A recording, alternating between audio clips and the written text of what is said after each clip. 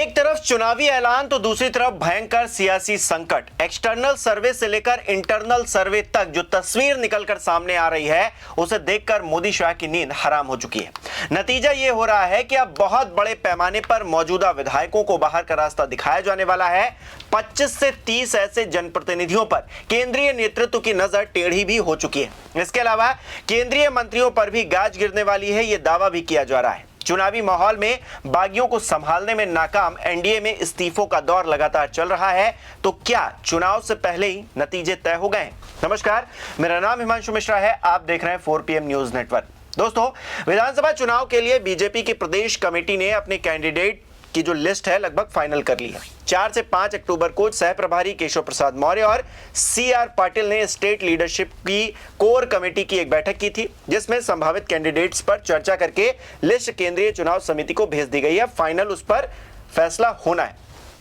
अब media reports में दावा यह किया जा रहा है इस बीच कि ये जो कैंडिडेट्स हैं उनको चुनने से ज्यादा इस बार फोकस इस बात पर रहा कि किन्हें टिकट दिया जाना है और किन्हें टिकट नहीं दिया जाना है। ऐसे में 25 से 30 मौजूदा विधायकों के टिकट पर संकट के बादल छा गए हैं। इसे लेकर कई वजह भी निकलकर सामने आ रही है। मसलन 2024 में जब एनडीए सरकार बनी तो फ्लोर टेस्ट के दौरान कई विधायकों ने पार्टी लाइन से हटकर अलग जाकर विपक्ष को समर्थन देने की कोशिश की। बीजेपी ने ऐसे विधायकों की पहचान पहले ही कर रखी थी। डिप्टी सीएम सम्राट चौधरी ने उस वक्त कहा था कि पार्टी इनका हिसाब कायदे से करेगी। अब इन विधायकों पर सबसे पहले सोटा चल सकता है। इस लिस्ट में बीजेपी के 3 से 4 विधायक भी शामिल हैं, जिसमें रश्मि वर्मा, मिश्री लाल यादव और भागीरथी देवी का नाम शामिल होता है। 27 सितंबर को अमित शाह 2 दिन के लिए बिहार दौरे पर गए थे, आपको पता होगा। पार्टी सूत्रों के मुताबिक इस दौरान उन्होंने कोर कमेटी को कई टास्क दिए। अमित शाह ने पार्टी के प्रदेश नेतृत्व को अपने हिसाब से 80 से 90% सीटें जीतने का टारगेट दिया, जो पहले 60 से 70% ही हुआ करता था। मीडिया रिपोर्ट्स के मुताबिक अमित शाह ने कहा कि इसके लिए अगर कुछ विधायकों के टिकट काटने भी पड़े तो काट दीजिए, बड़े नेताओं को उतारना पड़े तो उतार दीजिए, लेकिन जीत का परसेंटेज कम नहीं होगा और वो घटना नहीं चाहिए। इसका मतलब साफ है दोस्तों। बताया यह भी जा रहा है कि इस बार 70 से ज्यादा उम्र वाले विधायकों को भी रिपीट नहीं किया जाएगा। हालांकि मोदी जी 75 वाली नीति पर खुद खरे नहीं उतर रहे हैं, 75 साल से ऊपर हो गए हैं, लेकिन अभी तक पद पर बने हुए हैं, लेकिन नेताओं पर यह लागू किया जाएगा। ऐसे लगभग 12 से 15 विधायक हैं जो उम्र की वजह से टिकट की रेस से बाहर हो जाएंगे। बीजेपी हर राज्य में यह प्रयोग कर रही है, खुद पर जो असल नेतृत्व है उस पर बस ये लागू नहीं हो पा रहा है। इसके हालांकि 2 फायदे भी हैं। एक तो एंटी इनकम्बेंसी वाली नाराजगी खत्म हो जाती है और दूसरा ये कि नए चेहरों को मौका मिल जाता है। बीजेपी ने कई स्तर पर सर्वे भी करवाया है, जिसमें एक बड़ी बात विधायकों के खिलाफ एंटी इनकम्बेंसी की निकलकर सामने भी आई है। एक सर्वे के बारे में भी मैं अभी आपको बताऊंगा। पार्टी ऐसे नेताओं को टिकट की रेस से बाहर करने वाली है जिनको लेकर एंटी इनकम्बेंसी है, नाराजगी है। इसी कैटेगरी में नॉन परफॉर्मिंग विधायकों को भी शामिल किया गया है। इस कैटेगरी में तकरीबन 5 से 6 विधायकों को रखा गया है। हाल ही में वोट वाइब का एक सर्वे सामने आया है जिसमें एनडीए की नींद को हराम कर दिया है, क्योंकि इस सर्वे में महागठबंधन को फायदा होता हुआ दिख रहा है। खासकर सीएम नीतीश कुमार का ग्राफ नीचे जा रहा है। इस सर्वे में सरकार को लेकर लोगों की नाराजगी यानी कि एंटी इनकम्बेंसी, जिसका जिक्र मैं पहले कर रहा था, साफ तौर से बताई जा रही है। तेजस्वी यादव सीएम के तौर पर जनता की पहली पसंद बने हुए हैं और मौजूदा विधायकों को लेकर लोगों में जमकर आक्रोश है। सर्वे के नतीजे ये बता रहे हैं, क्या बता रहे हैं? शहरी क्षेत्रों के मौजूदा विधायकों के बारे में 57% जनता ने कहा है कि वोट नहीं देंगे इनको।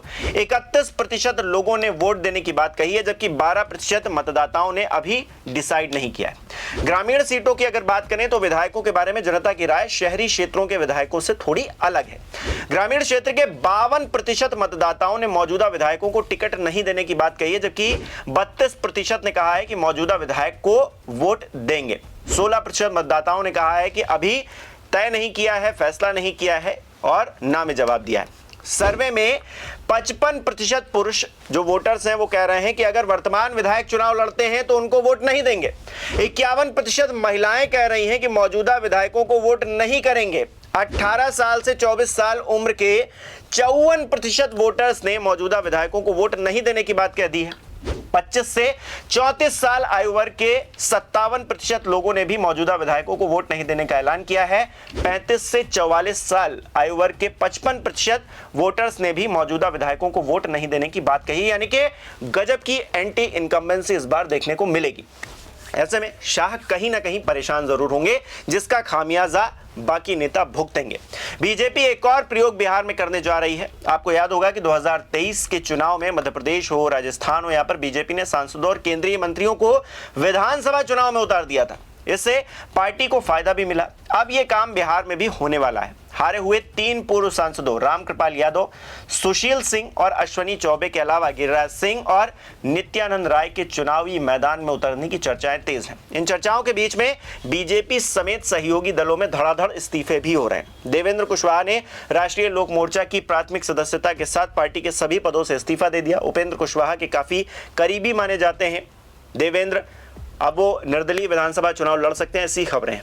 उनकी पत्नी अभी जिले के कसार पंचायत की मुखिया भी हैं। इसके अलावा बात की जाए, नरपतगंज विधानसभा का 4 बार प्रतिनिधित्व कर चुके पूर्व भाजपा के विधायक जनार्दन यादव ने भी पार्टी से इस्तीफा दे दिया, जिसे बड़े झटके के तौर पर देखा जा रहा है। जहानाबाद में बीजेपी के पूर्व जिला अध्यक्ष शशि रंजन ने इस्तीफा दे दिया और कहा कि पार्टी के कुछ नेताओं ने मान सम्मान नहीं दिया। 28 साल तक पार्टी से जुड़े रहे वो।